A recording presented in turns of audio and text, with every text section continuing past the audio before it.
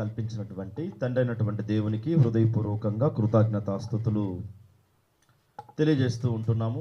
ఎంతో ఆసక్తిగా ఆత్మతో సత్యంతో ఆరాధించుటకు కూడి వచ్చిన మీకు అందరూ కూడా ప్రత్యేకమైన వందనాలు తెలియజేసుకుంటూ మనం కొద్ది నిమిషాల పాటు మనం దేవుని వాక్యాన్ని నేర్చుకోవడానికి ప్రయత్నం చేద్దాం. మనం చూసినప్పుడు పోయిన వారం చాలా విషయాలు మనం గమనించాం. దేవుడు మనల్ని ఎంత ప్రేమిస్తున్నాడు అనే విషయాన్ని మనం పోయిన వారం మనం నేర్చుకున్నామండి. అందులో బైబిల్ గ్రంథంలో మనం చూసినప్పుడు గ్రీకు పదాలలో ఒక 3 పదాలు మనం చూసాం. ఏం చూసామంటే దేవుని ప్రేమ అనేది ఎలా ఉంటుందంటే అది అగాపే. అది దేవుడు మనుషుల పట్ల చూపించినటువంటి ప్రేమని దాని గ్రీకులు ఏమన్నదంటే అగాపే అనే ప్రేమని చూపిస్తూ ఉంది. మరి ముఖ్యంగా ఆ ప్రేమకు అర్థం ఏంటంటే ప్రతిఫలాన్ని మరలా ఎదురు చూడండి అనేది మనం నేర్చుకున్నాం. మరలా రెండోదిగా మనం చూసినప్పుడు స్నేహితుల మధ్య ఉన్నటువంటి ప్రేమను ఏమన్నదంటే ఫీలియో అనే పదాన్ని వాడబడింది. మూడోది మనం చూసినప్పుడు భార్యాభర్తల మధ్య ఉన్నటువంటి ప్రేమ, దాన్ని ఏమన్నదంటే ఎరాస్ అనే పదాన్ని వాడారు. అయితే చాలా విషయాలు మనం గమనించాం. అయితే ఈ వారం కూడా అదే వాక్య భాగాన్ని ఆధారం చేసుకొని కొద్ది నిమిషాల పాటు మనం దేవుని వాక్యాన్ని నేర్చుకోవడానికి మనం ప్రయత్నం చేద్దాం. చూసినప్పుడు దేవుడు ఎంత ప్రేమిస్తున్నాడు అనే విషయాన్ని మనం చూసినప్పుడు ఈనాడు మనం చూసినప్పుడు దేవుడు మన పట్ల చూపించే ఆ ప్రేమ, దానికి ఏం చేయలేమండి, మనము దానికి వెళ్ళకట్టలేము. అంటే వెళ్ళకట్టలేనటువంటి ప్రేమతో మనల్ని ఏం చేస్తున్నాడు, దేవుడు ప్రేమిస్తున్నాడు. మనం లోకంలోకి వెళ్ళి చూసామనుకోండి, లోకంలో ఉన్నటువంటి ప్రేమ అంతా కూడా ఎలా ఉంటుందంటే మనము ఇతరులకు చూపించేదాన్ని బట్టి మన మీద వాళ్ళు ప్రేమ చూపిస్తారు, అంతేనండి. ఇక భార్యాభర్తల మధ్య కూడా అలాగే ఉంటుంది. భర్త ప్రేమ చూపించేదాన్ని బట్టి భార్య ప్రేమిస్తూ ఉంటుంది, భార్య ప్రేమించేదాన్ని బట్టి భర్త ప్రేమించేదాన్ని బట్టి భార్య, అదేవిధంగా పిల్లలు ప్రేమించేదాన్ని బట్టి తల్లిదండ్రులు ప్రేమించేదాన్ని బట్టి పిల్లలు. అంటే ఈ విధంగా మనకి లోకంలో చూస్తాం. కానీ దేవుని యొక్క ప్రేమ ఎలా ఉంటుందంటే దాన్ని వెల కట్టలేమండి. మనం దేవుణ్ణి ప్రేమించకపోయినా కానివ్వండి, ఆయన ఏం చేస్తున్నాడు, మనల్ని ప్రేమిస్తూ ఉన్నాడు. మనం పోయిన వారం ఒక వాక్య భాగం చూస్తాం. దేవుడు యోహాను సువార్త 3వ అధ్యాయం 16వ వచనం, దేవుడు లోకమును ఎంతో ప్రేమించను. ఎంత ప్రేమించాడు కింద చెప్తూ ఉంటాడు, తన అద్వితీయ కుమారుణ్ణి మనకేం చేశాడట, సమర్పించాడు. అంటే తన కుమారుణ్ణి మనకి మన కోసం ప్రాణం పెట్టినంతగా ఆయన ప్రేమించాడు. ఈనాడు చూడండి, చాలా ప్రేమలు ఉన్నాయి, లేవని కాదు కానివ్వండి. లోకంలో ఆ ప్రేమలన్నిటికీ ఒక ముగింపు ఉంది, ఒక లిమిట్ ఉంది. ఉందా? ఉంది. దేవుడు మనుషుల పట్ల చూపించినటువంటి ఆ ప్రేమకి ఏమి లేదు, అన్లిమిటెడ్ అంటూ ఉంటాం కదా, అసలేం లేదండి. అలాంటి ప్రేమతో ప్రతి దినము మనల్ని ప్రేమిస్తూ ఉన్నాడు. నాడు మనుషులుగా ఉంటున్నటువంటి మనము, మరి ముఖ్యంగా బాప్తిస్మం పొంది దేవుని బిడలగా ఉంటున్నటువంటి మనము ఆయన ప్రేమను మనం ఏం చేస్తూ ఉన్నామంటే దూరంగా వెళ్తున్నామని ఖచ్చితంగా మనం చెప్పగలమండి. ఆయనైతే ఏం చేస్తూ ఉన్నాడు,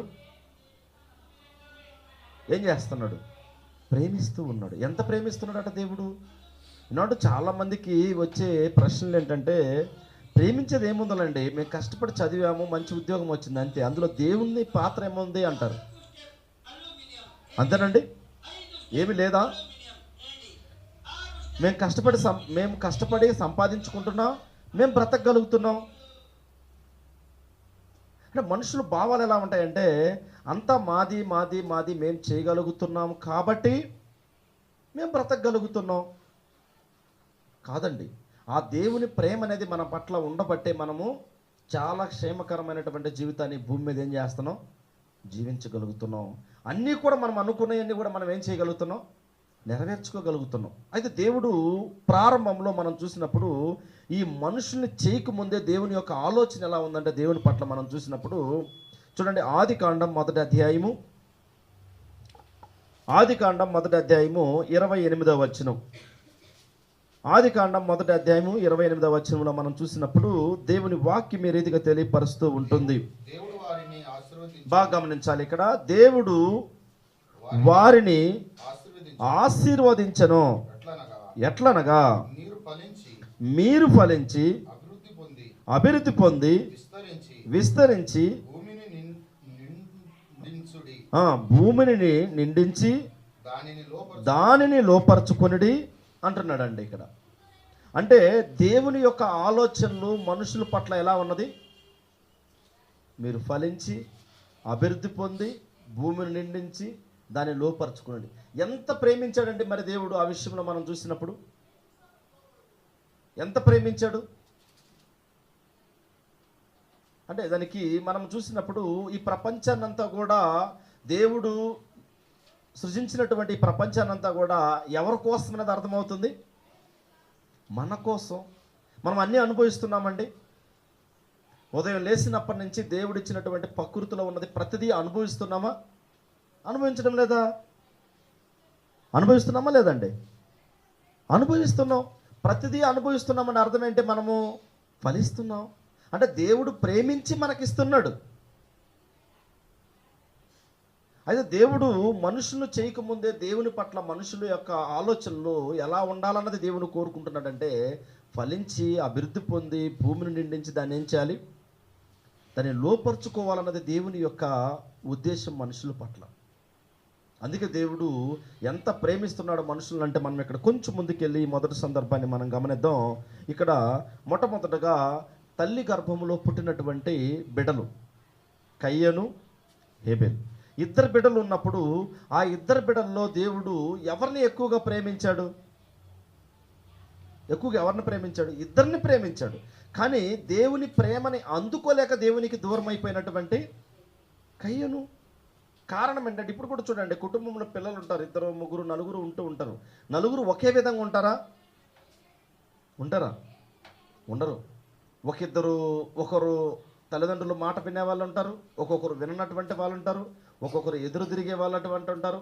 విధాలుగా పిల్లలు ఉంటారు. అంటే ఈ మనుషుల యొక్క స్వభావం అనేది ఎలా ఉంటుందంటే ఎదురు తిరిగే స్వభావం అయిపోయింది. కారణం ఏంటంటే దేవుని ప్రేమని వాళ్ళు ఏం చేయలేకపోతున్నారంటే వెలకట్టలేకపోతున్నారు. ఏం చేయలేకపోతున్నారు? దేవుని ప్రేమను ఏం చేయలేకపోతున్నారు?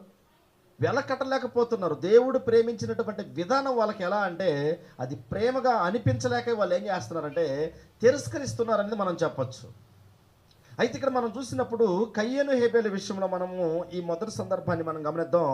చూడండి, ఆదికాండం 4వ అధ్యాయము, ఆదికాండం 4వ అధ్యాయము 4వ అధ్యాయంలో మనకి ఇక్కడ ఇద్దరు వ్యక్తులు కనపడుతూ ఉంటారండి. వాళ్ళు ఎవరంటే కయ్యను హేబెలు. ఈ కయ్యను హేబెలు జీవితంలో మనం చూసినప్పుడు కొద్దిగా పరిశీలన చేద్దాం.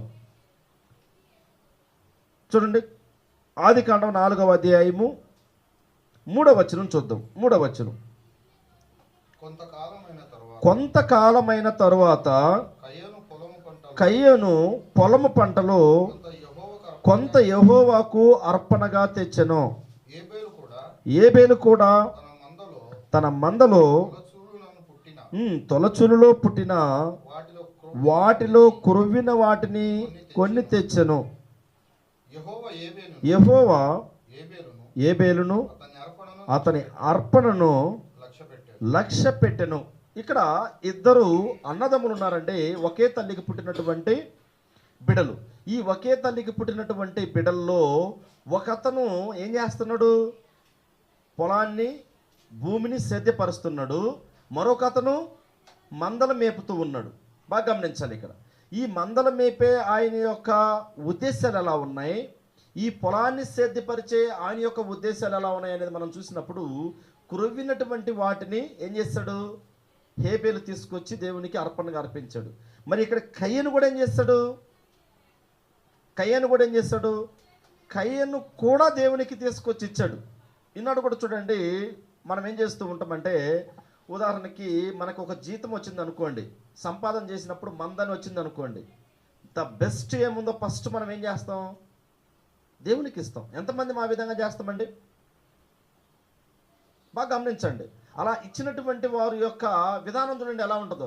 దీవింపబడతారు అంటే ఈకుంటేనే శపింపబడరని నేను చెప్పడం లేదు కానివ్వండి. ఇక్కడ మనం చూసినప్పుడు మనం ఏదైతే దేవుని దగ్గర వాగ్దానం చేస్తామో అంటే దేవునికి మనం సమర్పించుకుంటామో ఆ సమర్పణ ఎలా ఉంటుందంటే కొత్త నిబంధనలో మనం చూసినప్పుడు ఇచ్చే విషయంలో దేవునికి ధారాళంగా మనం ఏం చేయగలగాలి? ఇది దేవుంది అని చెప్పేసి ఆ కురువినటువంటి వాటిలో హేబెలు తీసుకెళ్ళి దేవుని దగ్గర పెట్టాడు. నేనేమి లాస్ అయిపోతానో అనుకున్నాడా? అక్కడ ఎన్ని తెచ్చాడో ఏంటో అనేది మనం పక్కన పెడితే, కొన్ని కురివిన వాటిని తీసుకొచ్చి ఏం చేస్తాడు? తీసుకొచ్చి దేవునికి ఇచ్చాడు. మరి హేబెలు కూడా, కయ్యను కూడా ఏం చేస్తాడు? కయ్యను కూడా తెచ్చాడు కానివ్వండి. కయ్యనులో ఉన్నటువంటి స్వభావం ఏంటంటే దేవుణ్ణి ప్రేమించే విధానం తెలియల. అయ్యో ఇంత ఇవ్వాలా, ఇస్తే ఏమవుతుంది, ఎందుకు ఇవ్వాలి అసలు, మొత్తం నేను కదా కష్టపడ్డాను, సంపాదించుకున్నాను, తెచ్చుకున్నాను, నేనే కదా అనుభవించాలి, దీన్ని ఎందుకు దేవునికి ఇవ్వాలి? ఈరోజు కూడా చూడండి, ఒక్కోసారి మనం ఏం చేస్తూ ఉంటామంటే దేవునికి ఇచ్చే విషయంలో అది ప్రేమించడమేనండి, ప్రేమించే మనం ఇస్తూ ఉంటాం. ఉదాహరణకి ఎవరికైనా మనం ఒక 100 రూపాయలు ఇచ్చామనుకోండి, ప్రేమతో ఇస్తామా, ద్వేషంతో ఇస్తామండి? ప్రేమతో ఇస్తాం. ఎందుకు? చిన్నపిల్లలకు అప్పుడప్పుడు ఇస్తూ ఉంటారు, 10, 20, ఒక 100 రూపీస్ అని ఏమైనా తెచ్చుకోమని ఇస్తుంది. ఎలా ఇస్తారండి వాళ్ళు? ప్రేమ కలిగా ఇస్తారా? ప్రేమ కలుగుతుంటుంది వాళ్ళ మీద. దేవునికి మనం ఇచ్చే విషయంలో కూడా దేవుణ్ణి మనం ప్రేమిస్తున్నామని ఎందులో చూపిస్తుంటామంటే, మొట్టమొదటిగా మనం చేసినటువంటి ఆ కష్టార్జితంలో మనం ఏం చేస్తామంటే, ఇది నా దేవునికి ద బెస్ట్ ఏదైతే ఉందో దానికి మనం ఏం చేయగలగాలి? దేవునికి ఇవ్వగలగాలి. అప్పుడే మనం ఆశీర్వదింపబడతాం. ఈనాడు చూడండి, మనము ఏదైనా ఒక కష్టపడి ఒక ప్రతిఫలాన్ని మనం సంపాదించుకున్నాం అనుకోండి, తెచ్చుకున్న తర్వాత ఎంతమందికి మనకు దేవుడు గుర్తొస్తాడండి? అమ్మో దేవుడు ఉన్నాడు, ఈ నెల మొత్తం కూడా కష్టపడడానికి నాకు సహాయపడ్డాడు దేవుడు, నేను మొట్టమొదటిగా దీంట్లో నేనేం చేయాలి? నా ఇష్ట ప్రకారంగా నేను ఖర్చు పెట్టకూడదు. ఒక్కొక్కరు చెప్తూ ఉంటారు చూడండి, ఎంత సంపాదించినా నిలబడడం లేదండి. చాలా సంపాదిస్తున్నాం, రెయ్యం బదులు కష్టపడుతున్నాం, చాలా వస్తుంది కానివ్వండి, ఆ వచ్చింది ఏం చేయడం లేదు, నిలబడడం లేదు. కారణం ఏంటి? అప్పుడు ఆలోచించాలి మనం. మేము కష్టపడినంత కూడా మేము నిలబడి దాన్ని అనుభవించలేకపోతున్నామంటే ప్రధానమైనటువంటి కారణం ఏంటంటే, ఎక్కడో నేనేం చేస్తున్నాను, పొరపాటు జరుగుతుంది అనేది మనము కొంచెం ఆలోచించాలి.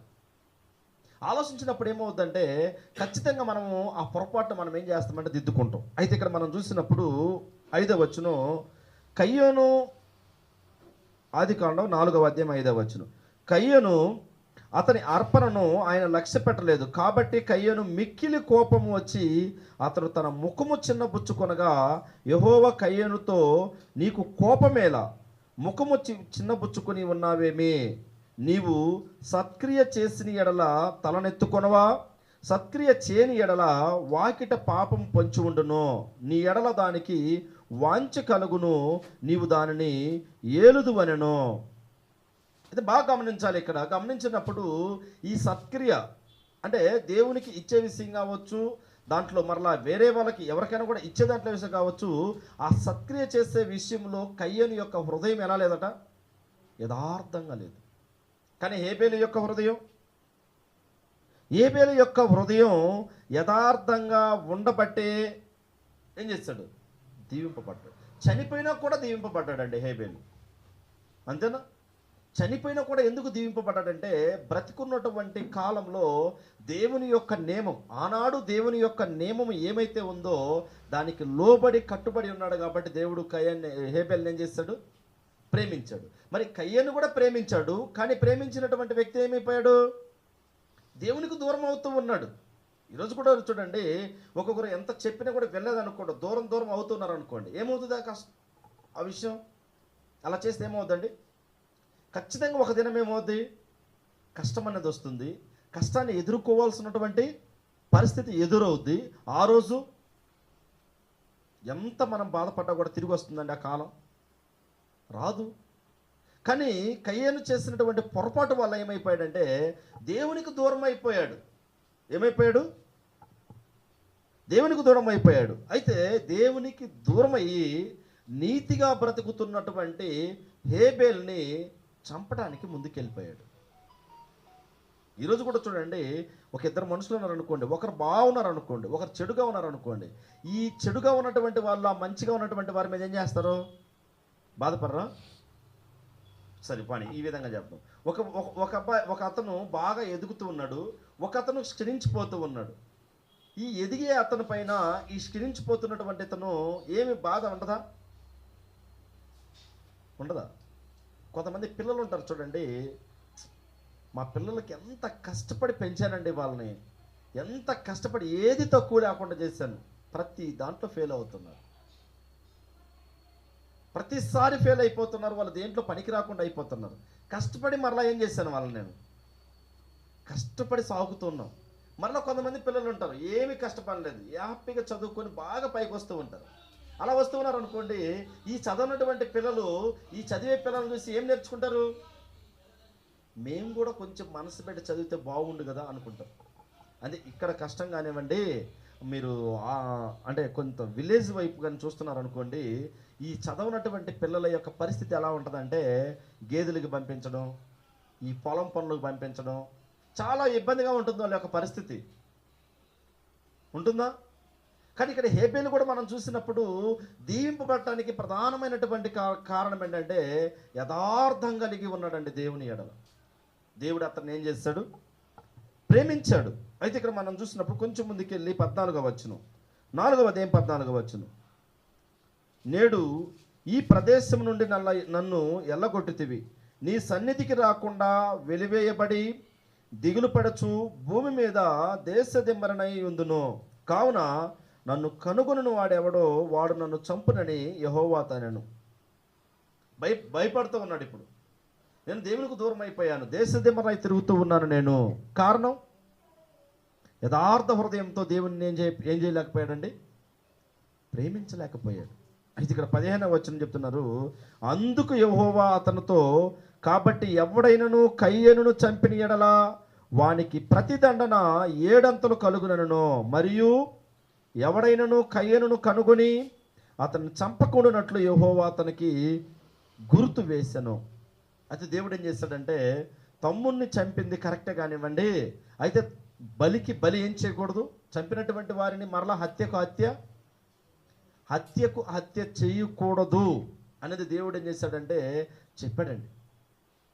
అంటే అప్పుడు అర్థమవుతుంది, ఏమని అర్థమవుతుంది, కయ్యేను దేవుడు ఏం చేస్తున్నాడు, ప్రేమిస్తున్నాడు.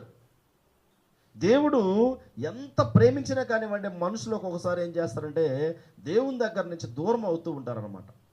అలా దూరం అయిపోయినప్పుడు ఏమవుతూ ఉంటుందంటే, నిజమైనటువంటి ఆశీర్వాదానికి పాత్రలు కాలేమండి. ఏం చేయలేము, నిజమైనటువంటి ఆశీర్వాదానికి ఏం చేయలేము, పాత్రలు కాలేము. అది మొదటి సందర్భంలో మనం గమనించినటువంటి విషయం ఏంటంటే, కయ్యను హేబేలు యొక్క జీవితాలలో దేవుడు ఇద్దరిని ప్రేమించాడు. ఇద్దరిని ప్రేమిస్తే ఆ ప్రేమకి లోబడినటువంటి వ్యక్తి ఎవరంటే హేబేలు. మరి కయ్యను దేవుని ప్రేమను ఏం చేశాడు, అందుకోలేకపోయాడు.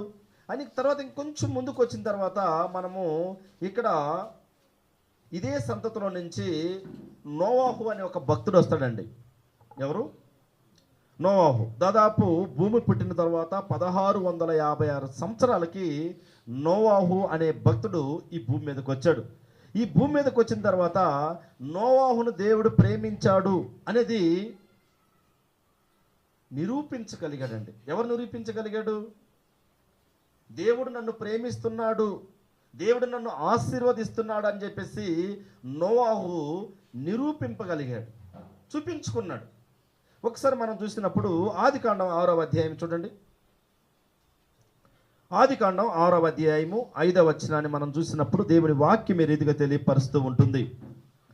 ఆదికాండం 6వ అధ్యాయము 5వ వచనం. నరుల చెడుతనము భూమి మీద గొప్పదనియు వారి హృదయం యొక్క తలంపులోని ఊహాంతయు ఎల్లప్పుడూ కేవలము చెడ్డదనియు యెహోవా చూసి తాను భూమి మీద నరులను చేసినందుకు యెహోవా సంతాపము నొంది తన హృదయములో నొచ్చుకొనెను. ఏం చేశాడంటండి, దేవుడు మనుషుల్ని పుట్టించిన తర్వాత ఆ మనుషుల యొక్క విధానం ఎలా ఉందట, కేవలం చెడ్డది. ఈ కేవలం చెడ్డదైన తర్వాత ఆయన ఏమంటున్నాడంటే, మనుషులను చేసినందుకు దేవుడే సంతాపపడ్డాడట, బాధపడ్డాడు. ఈరోజు కూడా చూడండి, బిడ్డలు ఉన్నారనుకోండి, బిడ్డలు చెప్పిన మాట వినలేదనుకోండి, తల్లిదండ్రులకి ఏమంటారు తల్లిదండ్రులు? పర్లేదులే, వినకుంటే వినకున్నావులే అంటారా? ఏమంటారండి? ఇలాంటి బిడ్డలను పుట్టించి చాలా తప్పు చేశాను నేను, పుట్టకుండా బాగుండు అని అనుకునే తల్లిదండ్రులు ఉన్నారంటే చాలామంది ఉంటారు. ప్రతిదినం అనుకుంటారు మాట విననప్పుడు. అనుకుంటారా? అనుకుంటారండి. మరి దేవునికి ఎంత బాధ కలుగుతుంది చెప్పిన మాట విననప్పుడు? నిజం, మనం దేవుణ్ణి ప్రేమిస్తున్నాము అంటే ఏంటి? మన సహోదరులు చదివారు వాక్య భాగం, ఆయన ఆజ్ఞలను గైకొనుటయే మనము దేవుని ప్రేమిస్తున్నామని. ఇప్పుడు కయను హేబెలు గురించి మనం చూసాం. దేవుని ఆజ్ఞలను వారిలో ఎవరు పాటించగలిగారంటే హేబెలు. మరి కయను ఏమైపోయాడు? దేవునికి దూరం అయిపోయాడు. అయితే ఇక్కడికి వచ్చిన తర్వాత భూమి పుట్టి 1656 సంవత్సరాలకి మనుషుని యొక్క రీతి ఎలా ఉందంటే చెడిపోయినటువంటి హృదయాలుగా ఉన్నవి. ఎలా ఉన్నాయటండి? చెడిపోయినటువంటి హృదయాలుగా ఉన్నాయి అనేది తెలియపరుస్తున్నాడు. అయితే ఇందులో 10వ వచనం మనం చూద్దాం. ఆదికాండం 6వ అధ్యాయం 10వ వచనం. ఇక్కడ నోవాహు కూడా 3 బిడ్డలు ఉన్నారండి. ఎవరు వాళ్ళు? సేము, హాము, యాపెతు. ఈ పేర్లు చాలా బాగా గుర్తుపెట్టుకోవాలి. మనం ఎప్పుడు కూడా ఈ పేర్లు మనం ఏం చేయకూడదని మర్చిపోకూడదు. ఎందుకంటే వాళ్ళు నీతిగా బ్రతికారు, దేవుణ్ణి ప్రేమించగలిగారు, దేవుడు అంటే ఏంటో అర్థం చేసుకోగలిగారు. మరి ముఖ్యంగా దేవుణ్ణి మా నాన్న వెంబడిస్తున్నాడు అనేది ఎవరు నేర్చుకున్నారంటే ఈ బిడ్డలు నేర్చుకోగలిగారు. అర్థమైందండి? ఈ శాము, హాము, హ్యాపెత్ అనే 3 బిడ్డలు నోవాహుతో పెరిగారు. ఈ నోవాహు ఉన్నటువంటి దినాలలో చుట్టూ కూడా ఏముంది? పాపం ఉంది. ఆ పాపాన్ని అంటించుకోకుండా బ్రతికారు. చూడండి ఎంత గ్రేట్ అండి కదా. ఈ 3 బిడ్డలు కూడా క్షేమంగా కాపాడబడ్డారా నోవాహుతో పాటు అంటే? ఓడలో కాపాడబడ్డారు. నోవాహు కుమారులు మాత్రమే కాదండి, కోడనరు కూడా ఏం చేశారు? దాదాపు వాళ్ళ కుటుంబం 8 మంది కాపాడబడ్డారంటే ప్రధానమైన కారణం ఏంటంటే వాళ్ళు దేవుణ్ణి ప్రేమించారు. అంతేనా? ఈనాడు ఒక కుటుంబంలో ఉంటే భార్య ప్రార్థనకు వెళ్తే భర్త వెళ్ళడు, భర్త వెళ్తే భార్య వెళ్ళదు. ఒక్కొక్కరు చూస్తే కుటుంబం మొత్తం మానేస్తారు, హ్యాపీగా ఏమైపోతారు? వాళ్ళ ఇష్టమైనటువంటి మార్గాల్లో వాళ్ళు వెళ్ళిపోతూ ఉంటారు. ఏమండి?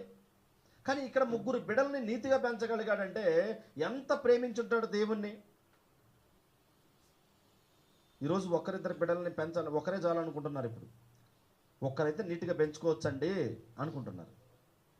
2-3 ఉంటే ఖర్చు ఎక్కువ, వాళ్ళని చూసుకోవాలన్నా కూడా చాలా కష్టంగా ఉంది.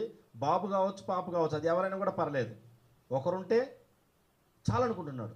అయితే 3 బిడ్డల్ని, 3 కోడలని, భార్యని, వీళ్ళందరిని కాపాడుకొని ముందుకు వెళ్ళగలిగాడంటే దేవుణ్ణి ఎంత ప్రేమించాడు నోవాహు. ప్రేమించాడండి. అయితే ఇక్కడ మనం చూసినప్పుడు 12వ వచనం చూద్దాం. ఇందులోనే 12వ వచనం మనం చూసినప్పుడు 6వ అధ్యాయం 12వ వచనం. దేవుడు భూలోకమును చూచినప్పుడు అది చెడిపోయి ఉండెను, భూమి మీద సమస్త శరీరులు తమ మార్గములను చెరిపేసుకుని ఉండరి. ఏం చేశారట? ఇచ్చినటువంటి ఆ యథార్థతను వాళ్ళు ఏం చేశారట? కోల్పోయారు. ఈరోజు కూడా మనకి దేవుడు ఒక యథార్థతను ఇచ్చుంటాడు. ఆ యథార్థతను మనం ఏం చేస్తాం? ఒక్కొక్కసారి కోల్పోతాం. ఆ యథార్థతను ఎప్పుడు కూడా మనం కోల్పోకూడదండి. ఆ యథార్థతను మనం ఏం చేయాలి? కాపాడుకోగలగాలి. అందుకే అంటున్నాడు కాపాడుకోగలగాలి. కాబట్టి ఈ 18వ వచనం, 6వ అధ్యాయం 18వ వచనం ఆదికాండం మనం చూసినప్పుడు, అయితే నీతో నా నిబంధన స్థిరపరచుదును, నీవు నీతో కూడా, గమనించాలి ఇక్కడ, నీవు నీతో కూడా నీ కుమారులను, నీ భార్యను, నీ కోరండ్రును ఆ ఓడలో ప్రవేశింపవలెను. ఏం చేయాలటండి? నీ కుమారులు 3 కోడండ్రు, నీ భార్య ఎక్కడ ప్రవేశించాలి? ఓడలో ప్రవేశించాలి. అంటే రక్షణకు సంబంధించినటువంటి ఆ ఓడ అనేది సిద్ధంగా ఉంది, వాళ్ళు రక్షింపబడగలిగారు. ఈరోజు ఒక కుటుంబంలో భార్య, భర్త, పిల్లలు ఉన్నారంటే కానీ ఎవరో ఒకరు మిస్ అయిపోతూ ఉంటారు, ఎవరో ఒకరు రక్షణ లేకుండా పోతూ ఉంటారు. ఎంత అదృష్టవంతులండి వీళ్ళు. ఒక భర్త, భార్య, 3 పిల్లలు, 3 కోడళ్ళు, దాదాపు 8 మంది, ఒక కుటుంబం మొత్తం కూడా దేవుణ్ణి ప్రేమించబట్టే కదా వాళ్ళు రక్షింపబడ్డారు. ఈరోజు కూడా అంతే. దేవుడు ప్రేమించే విధానం వన్ సైడ్ లవ్ అంటూ ఉంటారు కదా. దేవుడు ప్రేమే కావాలి కానివ్వండి, మనుషులైతే ఏం చేయడం లేదు, దేవుణ్ణి ఎక్కువగా ప్రేమించడం లేదు. దేవుణ్ణి ప్రేమిస్తున్నామంటే ఏంటంటే ఆయన ఆజ్ఞలను మనం ఏం చేస్తూ ఉంటాం, గైకుంటూ ఉంటాం. అందుకే ఇక్కడ మనం ఒక్కసారి మనం ముందుకెళ్ళి చూసినప్పుడు యోహాను సువార్త చూడండి, యోహాను సువార్త 10వ అధ్యాయము, యోహాను సువార్త 10వ అధ్యాయము 15వ వచనం. జాన్ చాప్టర్ 10:15లో మనం చూసినప్పుడు దేవుని వాక్యం ఏ రీతిగా తెలియపరుస్తూ ఉంటుంది. తండ్రి నన్ను ఎలాగో ఎరుగునో నేను తండ్రిని ఎలాగో ఎరుగుదునో అలాగే నేను నా గొర్రెలను ఎరుగుదును, నా గొర్రెలు నన్ను ఎరుగును, మరియు గొర్రెల కొరకు నా ప్రాణము పెట్టుచున్నాను అంటున్నాడు. ఎవరి కోసం? గొర్రెలు ఎవరు? గొర్రెలు ఎవరండి? ఈ భూమి మీద ఉన్నటువంటి మనుషులు. ఆ మనుషుల్లో కూడా దేవుని కోసం ఏర్పాటు చేసినటువంటి వారు. ఇప్పుడు బాగా గమనించండి, తండ్రి ఉన్నాడు దేవుడు, కుమారుడు ఉన్నాడు క్రీస్తు. వాళ్ళిద్దరు ఏమట, నేను ఎలా ఎరిగి ఉన్నానో అలాగనే ఏం చేయనంట, ఈ భూమి మీద ఉన్నటువంటి మనుషుల గురించి కూడా వాళ్ళతో కలుపుకొని చెప్తూ ఉన్నాడండి. ఇప్పుడు దేవుడు లోకమును ఎంత ప్రేమించాడంటే, ఉదాహరణకి నోహు దేవుణ్ణి ఎంత ప్రేమించాడు? కాపాడబడేంత ప్రేమించాడు. నోహు తన కుటుంబాన్ని వదిలిపెట్టకుండా, తప్పిపోకుండా తన కుటుంబాన్ని ముందుకు తీసుకెళ్ళగలిగంత ప్రేమించగలిగాడు. అంటే దేవుని ప్రేమ ఎలా ఉంటుందంటే ప్రతి దినము మనల్ని కాపాడుతూ ఉంటుందండి. ప్రతి దినము మనల్ని ఏం చేస్తుంది? కంటికి రెప్పవలే మనల్ని, మన కన్ను చూడండి, ఏమన్నా ఒక్క నలుస్తు పడింది అనుకోండి, ఏం చేస్తామండి? అలాగే ఓపెన్ చేసి పెడతామా? పెట్టము. ఏం చేస్తాం? ఆ నలుసు ఏమన్నా ఒక దుమ్ము వస్తుందంటే కన్ను కరెక్ట్గా మూసుకుంటాం. దేవుడు కూడా అంతేనండి. దేవుడు మనుషుల్ని ప్రేమించే విషయంలో ఎప్పుడు కూడా ఆయన వెనకాడడం. కానీ మనం ఏం చేయకూడదు? ఆయన ప్రేమకు మనము దూరం అవ్వకూడదండి. అది ఇక్కడ చివరిగా మనము ఈ మూడో సందర్భాన్ని మనము గమనించినప్పుడు అబ్రహాము దేవుణ్ణి ఎంత ప్రేమించాడనే విషయాన్ని మనం చూసినప్పుడు, అబ్రహాము జీవించినటువంటి దినాలలో చాలా ప్రాముఖ్యమైనటువంటి విషయాన్ని మనం ఇప్పుడు గమనించబోతున్నాం. మూడో సందర్భాన్ని, అబ్రహాము సహోదరుడైనటువంటి లోతు ఉన్నాడు. మీకు అందరికీ బాగా తెలుసు. లోతు అబ్రహాము ఉన్నప్పుడు వాళ్ళు ఇరువురు కూడా ఫస్ట్ కలిసి ఉంటూ ఉంటారు అనమాట. ఈ కలిసి ఉన్నప్పుడు కొన్ని సందర్భాలలో ఈ అబ్రహాముకు ఉన్నటువంటి పశువుల కాపరులకి, లోతు ఉన్నటువంటి పశువుల కాపరులకి ఏమవుతూ ఉంటాయంటే గొడవలు వస్తూ ఉంటాయి. అలా గొడవ వచ్చినప్పుడు ఇద్దరు ఒక్కొక్క ఊరు, ఈయన ఒక ప్రాంతానికి ఆయన ఒక ప్రాంతానికి వెళ్ళిపోయినట్టుగా మనం చూస్తూ ఉంటాం అన్నమాట. అయితే ఇక్కడ మనం చూసినప్పుడు ఇప్పుడు అబ్రహాము ఉన్నటువంటి ప్రాంతం అంతా కూడా దీవింపబడింది. కారణం ఏంటంటే అబ్రహాము దేవుణ్ణి ప్రేమించాడు. ఎంత ప్రేమించాడంటే మీకు అందరికీ బాగా తెలుసు, అబ్రహాము కూడా తన కుమారుణ్ణి బలి ఇచ్చేంతగా ప్రేమించాడు. తన కుమారుణ్ణి అడిగినా కూడా ఏం చేశాడు అబ్రహాము? ఇచ్చేస్తాను నా తండ్రి. మనం ఇస్తామా? మన బిడ్డల్ని ఇస్తామండి? మనకు బిడ్డలు ఉన్నారనుకోండి, మీ బిడ్డని బలి ఇవ్వండి అంటే ఇస్తామా? ఇవ్వడానికి ఇష్టపడం. కానీ అబ్రహాం ఏం చేస్తాడు? తన కుమారుని దేవునికి ఇవ్వటానికి హ్యాపీగా సంతోషపడి ఇచ్చాడు. అలాంటి అబ్రహాము, అందుకే అబ్రహాంకి విశ్వాసులకు తండ్రి. ఎలాంటి పేరు వచ్చిందండి అబ్రహాంకి? విశ్వాసులకు తండ్రి అనే పేరు వచ్చింది. అయితే ఇక్కడ మనము గమనించినప్పుడు ఈ సొదొమ గొమొర పట్టణాన్ని దేవుడు నాశనం చేయడానికి ముందుకు వచ్చాడు. ఏం చేయడానికి? నాశనం చేయడానికి ముందుకు వచ్చినప్పుడు ఇప్పుడు అబ్రహాం వస్తున్నాడండి.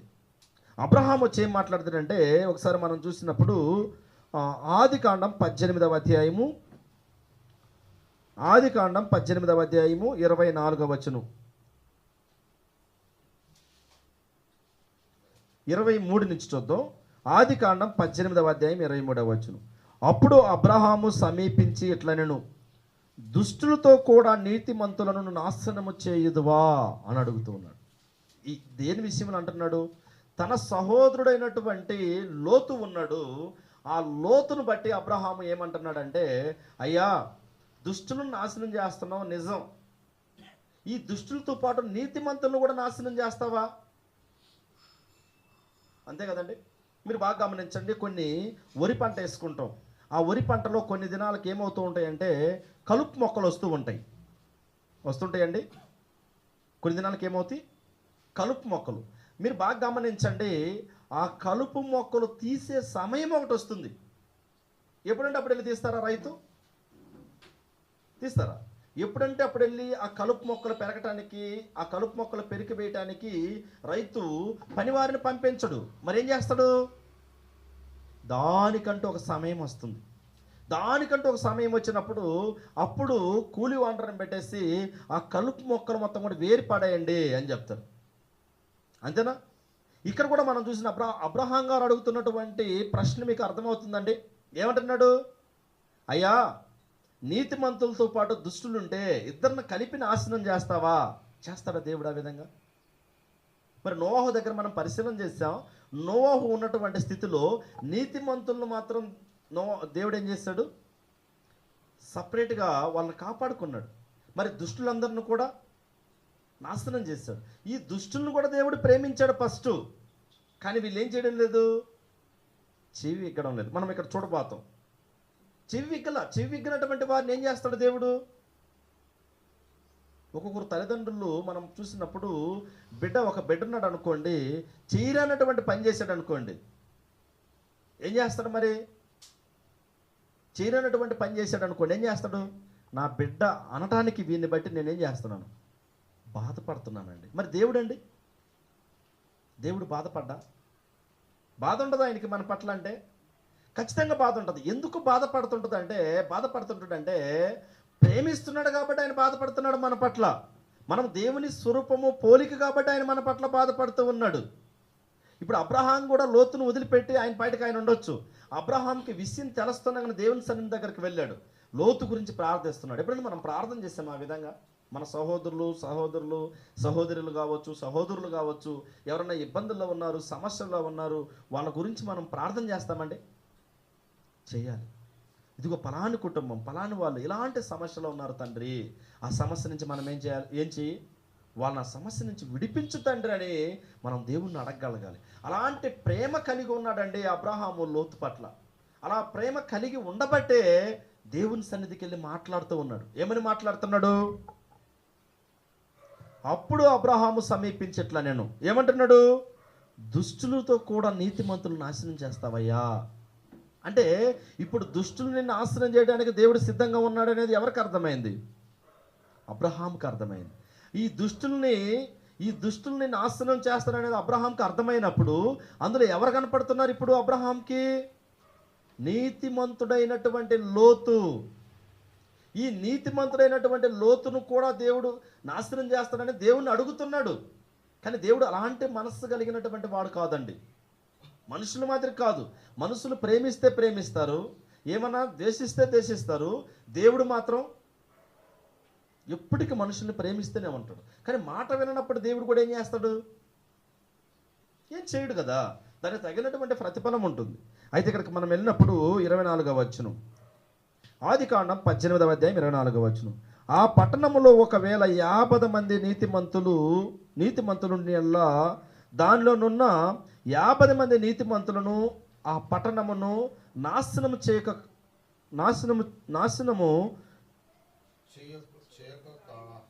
చేయక కావా అంటున్నాడు. అంటే ఆ పట్టణం గురించి, సొదొమ గొమొర్రా పట్టణం గురించి దేవుడు అబ్రహాము మాట్లాడుతూ ఏమంటున్నాడండి? ఒకవేళ 50 మంది నీతిమంతులుంటే ఆ పట్టణాన్ని నువ్వు కాపాడతావయ్యా అంటున్నాడు. చూడండి 26వ వచనం, యెహోవా సొదొమ పట్టణములో 50 మంది నీతిమంతులు నాకు కనపడిన ఎడల వారిని బట్టి ఆ స్థలం అంతటిని కాయుదున నేను. చాలా ప్రాముఖ్యమైనటువంటి విషయాన్ని తెలియపరుస్తున్నాడండి. దేవుడు ఏమంటున్నాడు? ఎంతమందిని లెక్కేశాడు? ఒక పట్టణం అంటే ఎంతమంది ఉంటారండి? ఉదాహరణకి కేఆర్పురం ప్రాంతం పట్టణం అనుకోండి, ఎంతమంది ఉంటారు? దాదాపుగా అంటే ఒక 2-3 వేల మంది ఉంటారు మనం అనుకుంటే. మామూలుగా ఈ ప్రాంతాన్ని బట్టి 2-3 వేల మందిలో ఎంతమందిని ఈ ప్రాంతాన్నే ఇది అంటున్నాడు. అయితే సొదొమ గొమొర్రా ప్రాంతం అంతా అంటే దాదాపు ఎక్కువగా ఉంటారు కదా. కానీ ఆ ఎక్కువ మందిలో ఎంతమందిని అడుగుతున్నాడు? ఎంతమందిని చూపించమంటున్నాడు? 50 మంది. ఒకవేళ 50 మంది ఉంటే ఆ పట్టణాన్ని కాపాడతావు. అందుకే ఈనాడు చూడండి, దేవుడు ఒక కుటుంబం ఉందనుకోండి, ఆ కుటుంబంలో ఒక్కరు నీతిమంతుగా ఉంటే ఆ ఒక్కరిని బట్టి ఆ కుటుంబాన్ని అంతా కూడా దేవుడు ముందుకు నడిపిస్తూ ఉంటాడు. కారణం ఏంటంటే ఈ ఒక్కరి నుంచి మిగతా వాళ్ళైనా కూడా దేవుడిని తెలుసుకుంటారేమో, నన్ను తెలుసుకుంటారేమో అని చెప్పేసి దేవుడు ఆ కుటుంబాన్ని కాపాడుతూ ఉంటాడు. కానీ పట్టణం విషయంలోకి వచ్చిన తర్వాత దేవుడు ఏమంటున్నాడంటే, అబ్రహామును 50 మందిని కానీ చూపించగలిగితే ఆ పట్టణం నేను ఏం చేస్తాను, ఖచ్చితంగా కాపాడతానయ్యా అంటున్నాడు. అయితే ఇక్కడ మనం కొంచెం ముందుకెళ్ళి 28వ వచనం మనం చూసినప్పుడు 18వ అధ్యాయం 28వ వచనం, 50 మంది నీతిమంతులలో ఒకవేళ 5 తక్కువైతే 5 తక్కువైనందున ఆ పట్టణం అంతయు నాశనం చేయుదువా అని మరలా అడిగాను. అందుకు ఆయన అక్కడ 45 నాకు కనబడిన నేరలా నాశనం చేయనను. ఇలా కిందకి దిగుతూ ఉన్నాడు అనమాట. ఒకవేళ నువ్వు అన్నట్టు 50 మంది కాదు, ఆ 50 మందిలో ఒకవేళ 5 మంది తక్కువ ఉంటే 45 మందిని బట్టి అయినా కూడా నేనేం చేస్తాను, ఆ పట్టణాన్ని కాపాడుతాను. ఇంకొంచెం ముందుకెళ్ళిన తర్వాత మనం ఆలోచించినప్పుడు 29వ వచనం, అతడు ఇంకా ఆయనతో మాట్లాడుచు ఒకవేళ అక్కడ 40 మందియే కనపడదురేమో అనినప్పుడు ఆయన 40 మందిని బట్టి నేను నాశనం చేయకముందునని చెప్పగా, ఎంత అయిపోయిందండి ఇప్పటికి? 10 తగ్గించాడు.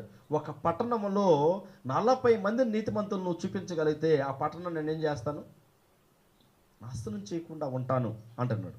అది 30వ వచనం, అతడు ప్రభు కోపపడనేలా నేను మాట్లాడేదను ఒకవేళ అక్కడ 30 మందియే కనపడదురేమో అనినప్పుడు ఆయన అక్కడ 30 మంది నాకు కనపడిన నాశనము చేయనను.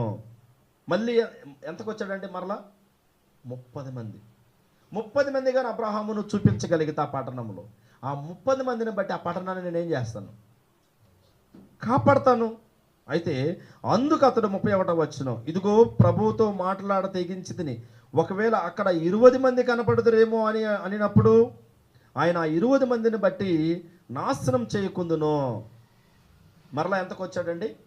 ఒకవేళ 20 మంది నీతిమంతులు ఉంటే ఆ 20 మందిని బట్టి అయినా కూడా నేనేం చేస్తాను, ఆ పట్టణాన్ని కాపాడుతూ ఉంటాను. అయితే 32వ వచనం, అతడు ప్రభువు కోపపడనేలా నేను ఇంకొక మారే మాట్లాడేదను ఒకవేళ అక్కడ 30 మంది కనపడదురేమో అనినప్పుడు ఆయన 30 మందిని బట్టి నాశనం చేయకముందునను. అయితే 33వ వచనం, యెహోవా అబ్రహాముతో మాట్లాడుతూ చాలించి వెళ్ళిపోయాను. అబ్రహాము అతని ఇంటికి వెళ్ళాను. దాదాపుగా అక్కడ ఎంతమంది కనపడలేదండి? 30 మంది. ఈ 30 మంది తర్వాత మనం చూసినప్పుడు దాదాపు ఈ 32వ వచనం తర్వాత 10 మందిని చూపిమంటాడండి. ఎంతమందిని? 10 మందిని.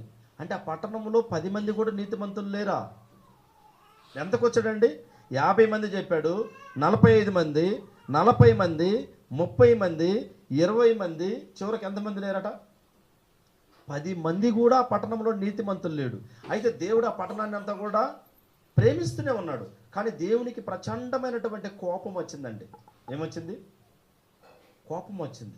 ఈనాడు చాలామందికి అర్థం కానటువంటి విషయం ఏంటంటే దేవుడు ప్రేమిస్తున్నాడు అనేది మాత్రం అర్థమవుద్ది. ఆయన కోపము ఎంతైతే ప్రేమ ఉందో ఆయనకి ప్రేమ కూడా అంతే ఉంది. ఎంతైతే ప్రేమిస్తాడో అంతే కోపం ఉంది. ఈనాడు తల్లిదండ్రులు కూడా బిడ్డల పట్ల చూడండి, ఎంతైతే బిడ్డల్ని ప్రేమిస్తూ ఉంటారో మాట వినకుండా అంతే కోపం తల్లిదండ్రులకి ఏమవుద్ది, బిడ్డల పట్ల పెరుగుద్ది. అయితే ఇక్కడ చూసినప్పుడు 10 మంది ఆ పట్టణంలో లేరండి. 10 మంది ఆ పట్టణంలో లేనప్పుడు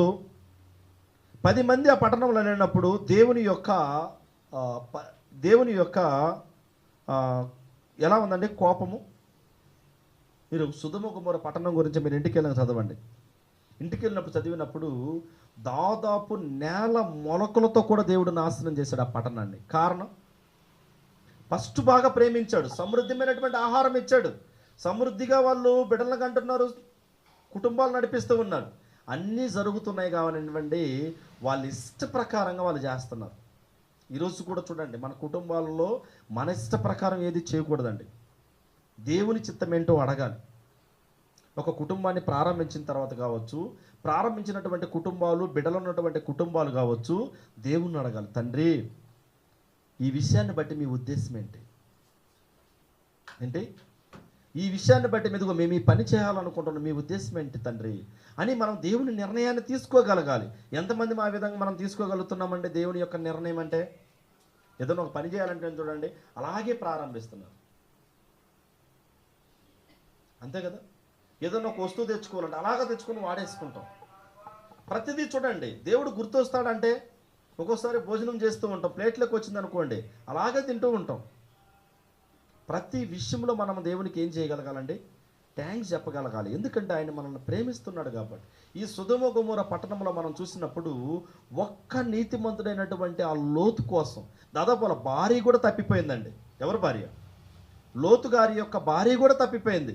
తప్పిపోతే లోతు ఒక్కడే నీతిమంతుడిగా బ్రతికితే ఆ ఒక్క నీతిమంతుని కోసం అబ్రహాం గారు వెళ్ళి ఏం చేస్తున్నాడు? దేవుని దగ్గర మాట్లాడుతున్నాడు. మాట్లాడినప్పుడు దేవుడు అబ్రహాము మాట విన్నడా? వినలేదా? అబ్రహాము చేసినటువంటి ఆ మనవని ఆలకించడా? ఆలకించలేదా? ఆలకించి ఆ నీతిమంతుడైనటువంటి లోతును తప్పించుకొని ఆ సొదొమ గొమొర్రా పట్టణాన్ని మొత్తం కూడా దేవుడు నాశనం చేసినట్టు చూస్తుంటాం. ఈరోజు కూడా ఈనాడు కూడా మనం చూసినప్పుడు ఒక పట్టణం దీవింపబడుతూ ఉందంటే దేవుని బిడ్డలు ఉన్నారు. అర్థమవుతుందండి? ఒక పట్టణము రక్షింపబడుతుందంటే, ఒక పట్టణం కాపాడబడుతుందంటే, ఆ పట్టణానికి ఏమీ కాకుండా దేవుడు కాపాడుతూ ఉన్నాడంటే అందులో ఎవరున్నారు? అందుకే దుష్టులతో కూడా నీతిమంతులను నాశనం చేస్తావయ్యా అని అడిగాడు అబ్రహాం. అడిగితే దేవుడు ఏమన్నాడు? చేయుడు. పంట ఉంది కదా, నేను మీకు ప్రారంభంలోనే చెప్పాను. ఒక పంట వేసుకుంటే, ఒక పొలంలో పంట వేసుకుంటే ఆ పంటలో ఉన్నటువంటి ఆ పొట్టి గింజల్ని పెరగడానికి ఒక సమయం ఉంటుందా? అది ఎంత పొట్టు కూడా కానివ్వండి, ఎక్కువ పొట్టయి ఈ ఫలించినటువంటి ఫలాలు తక్కువ ఉందనుకోండి, సరేలే ఫలాలు తక్కువనని చెప్పి పొట్టును కూడా తీసుకెళ్ళి రైతు ఇంట్లో పెట్టుకుంటాడండి? పొరపాటుగా పెట్టుకోడు. ఏ అయితే గట్టి గింజలు ఉన్నాయో అవి మాత్రమే తీసుకెళ్ళటానికి ఏం చేస్తాడు? ప్రయత్నం చేస్తాడు. అయితే మనం చూసినప్పుడు దేవుని వాక్యం మనల్ని ఏం హెచ్చరిస్తూ ఉందంటే, మనల్ని దేవుడు ఎంతో ప్రేమిస్తున్నాడు. ఆ ప్రేమకు తగినటువంటి ప్రతిఫలాన్ని మనం ఏం చేయగలగాలి? దేవునికి ఇవ్వగలగాలి. చూడండి, ఇక్కడ మనం చూసినప్పుడు రోమాపత్రిక 12వ అధ్యాయము ఇందులోనే 3వ భాగంలో మనం చూద్దాం. రోమాపత్రిక 12వ అధ్యాయాన్ని మనం చూసినప్పుడు రోమాపత్రిక 12వ అధ్యాయము 9-10 వచనాలు మనం చూసినప్పుడు దేవుని వాక్యం ఏ రీతిగా తెలియజేస్తుంది. మీ ప్రేమ నిష్కపటమైనదై ఉండవలెను. ఎలా ఉండాలంటే ప్రేమ, మీ ప్రేమ నిష్కపటమైనదై ఉండవలెను. చెడ్డదానిని అసహించుకొని మంచి దానిని హత్తుకొని ఉండుడి. చెడ్డదానిని మనం ఏం చేయగలగాలంటే ద్వేషించి మంచిదాన్ని హత్తుకుని ఉండాలి. ఇప్పుడు ఈ ప్లేస్లో లోతుని తీసుకున్నాం అనుకోండి, లోతు గారు ఏం చేశారు? చెడుని ఏం చేయగలిగాడు? ద్వేషించగలిగాడు. మీరు బాగా ఇంటికి వెళ్ళినాక 18-19 అధ్యాయాలు చదవండి. ఆది కాండంలో చదివినప్పుడు దాదాపుగా లోతు తన కుమార్తెల దగ్గర కూడా వస్తారండి. అక్కడ ఉన్నటువంటి ఊర్లో ఉన్నటువంటి జనాలు ఎంత అసభ్యకరమైనటువంటి జనాలు అంటే అలాగున్నారు. క్రూరులు, వాయావరసం లేనటువంటి ప్రజలు. ఇప్పుడు కూడా ఉన్నారులేండి. ఇప్పుడు కూడా అలాంటి ప్రజలు ఉన్నారా అంటే ఉన్నారు. వాయావర్సన లేకుండా ప్రవర్తించినటువంటి ప్రజల్లో నీతిగా బ్రతకగలిగాడు. ఆ నీతిగా బ్రతకగలిగిన దానికి ఆయన ఏమంటున్నాడంటే, మీ ప్రేమ నిష్కపటమైనదై ఉండవలను. చెడ్డదానిని ఏం చేయగలగాలి? అసహించుకొని మంచిదానిని హత్తుకొని ఉండుడి. సహోదర ప్రేమ విషయములలో ఒకని యందు ఒకడు అనురాగము గలవారై ఘనత విషయంలో ఒకరినొకడు గొప్పగా ఎంచుడి అంటున్నాడు. ఈ సహోదర ప్రేమ విషయంలో కూడా ఎలా ఉండాలంటండి? ఒకరినొకడు అనురాగము గలవారై. ఇప్పుడు లోతు పట్ల అబ్రహాము ఎలాంటి ప్రేమ కలిగి ఉన్నాడు? ఈ సొదొమ గొమొర్రా పట్టణం కూడా దూరం నుంచి చూసినప్పుడు చాలా పచ్చగా ఉంది మైదానం, నాకు ఇది కావాలని అబ్రహాం దగ్గర కోరుకున్నాడు. ఎవరు? లోతు. కోరుకుంటే ఏం చేశాడంటే, సరే నువ్వే వెళ్ళు, నేనే ఇక్కడ ఉంటానని చెప్పాడు. ఈ సహోదరు పట్ల ఆయన చూపించినటువంటి ప్రేమ ఎలా ఉంది? ఎలా ఉందండి? చాలా బాగుంది కదా. ఈరోజు మనం కూడా ఒకవేళ మన సహోదరులు తప్పు చేస్తే మనం ఏం చేయగలగాలి? వాళ్ళ గురించి ప్రార్థన చేయగలగాలి. ఆ ప్రార్థన ఖచ్చితంగా ఫలిస్తుందండి. అయితే ఇక్కడ మనం చూసినప్పుడు చివరిగా మన సహోదరులు చదివినటువంటి వాక్య భాగాన్ని మనం చూసినప్పుడు 1 యోహాను పత్రిక 5వ అధ్యాయము 1 యోహాను పత్రిక 5వ అధ్యాయము 2వ వచనం నుంచి మనం చూసినప్పుడు 2, 3, 4 వచనాలు మనం చూసినప్పుడు, మనము దేవుణ్ణి ప్రేమించుచు ఆయన ఆజ్ఞలను నెరవేర్చిన వారమైతిమా, దేవుని పిల్లలను ప్రేమించుచున్నామని దాని వలనే ఎరుగుదుము. మనం ఆయన ఆజ్ఞలను గైకొనుటయే దేవుని ప్రేమించుట. ఆయన ఆజ్ఞలు భారమైనవి కాదు. ఆయన ఆజ్ఞలను మనం గైకొనుటే మనం ఏం చేసినట్టు? దేవుని ప్రేమించినట్టు. ఒక అబ్రహాము దీవింపబడ్డాడంటే ఆయన ఆజ్ఞలను గైకొన్నాడు. మనం చూస్తాం, కయ్యను హేబేలు దగ్గర చూస్తాం. కయ్యను ఏం చేశాడంటే ఆయన ఆజ్ఞలను గైకొనలేకపోయాడు. హేబేలు గైకొన్నాడు, దీవింపబడ్డాడు. ఒక నోహు దగ్గర కూడా మనం చూసినప్పుడు ఆయన ఆజ్ఞలు గైకొనగలిగాడు, అంటే గైకొనగలిగాడు కాబట్టి దీవింపబడ్డాడు. మరి నోహు పిల్లలకు కూడా అదే నేర్పించాడండి. నోహు పిల్లలకు కూడా అదే నేర్పించబట్టి నోహు తన కుటుంబము, మరీ ముఖ్యంగా మీరు చూసినప్పుడు మనం గమనించినప్పుడు నోహు కోరండ్రు కూడా ఆ ఆజ్ఞలు, అప్పుడున్నటువంటి ఆజ్ఞలు ఏంటో అవి నేర్పించగలిగాడు నోహు. మనం 3 విషయాలు ఈరోజు మనం చూస్తాం. మొదటిది, కయ్యను హేబేలు యొక్క సందర్భంలో దేవుడు వాళ్ళని ఏ విధంగా ప్రేమించాడు అనేది మనం చూస్తాం. రెండోదిగా, నోవాహు విషయంలో దేవుడు ఆ కుటుంబాన్ని ఏ విధంగా ప్రేమించాడు అనేది మనం చూస్తాం. మూడోదిగా మనం చూసినప్పుడు ఈ సొదొమ గొమొర్రా పట్టణంలో అబ్రహాం గారు లోతు విషయంలో దేవుని దగ్గర చేసినటువంటి విజ్ఞాపన మనం జ్ఞాపకం చేసుకున్నాం. చేసినప్పుడు తన సహోదరుడు పట్ల ఎంత ప్రయాసపడ్డాడండి అబ్రహాము. ఆయన్ని కాపాడుకోగలిగాడు. ఈరోజు మనం కూడా అండి, మనలో ఎవరన్నా తప్పు చేస్తుంటారు, ఏదైనా తప్పు జరుగుతూ ఉంటుంది, ఏదైనా ద్వేషం ఉంటూ ఉంటుంది, కలహాలు ఉంటూ ఉంటాయి. అందుకని చెప్పేసి వాళ్ళని మనం ద్వేషించకూడదు. మనం ఏం చేయగలగాలి? వారిని బట్టి మనం దేవునికి మొరపెట్టగలగాలి. వారిని బట్టి మనం దేవునికి ప్రార్థన చేస్తే ఖచ్చితంగా వాళ్ళని దేవుడు ఏం చేస్తాడు? విడిపిస్తాడు. ఈ ఉదయకాల సమయంలో దేవుని వాక్యము మనకి హెచ్చరిస్తూ ఉంది. దేవుడు ఎంత ప్రేమిస్తున్నాడు లోకాన్ని అంటే తన కుమారుడైనటువంటి క్రీస్తుని ప్రాణము పెట్టినంతగా ప్రేమిస్తున్నాడు అనేది మనం నేర్చుకున్నామండి. మనము, మన కుటుంబాలు, మనమందరం కూడా దీవింపబడుతూ ముందుకెళ్ళాలని మిమ్మల్ని అందరినీ కూడా ప్రేమతో కోరుకుంటూ నా మాటలు ముగిస్తున్నాను. ఓపిక అయినటువంటి మీకు అందరికీ ప్రత్యేకమైన వందనాలు తెలియజేసుకుంటూ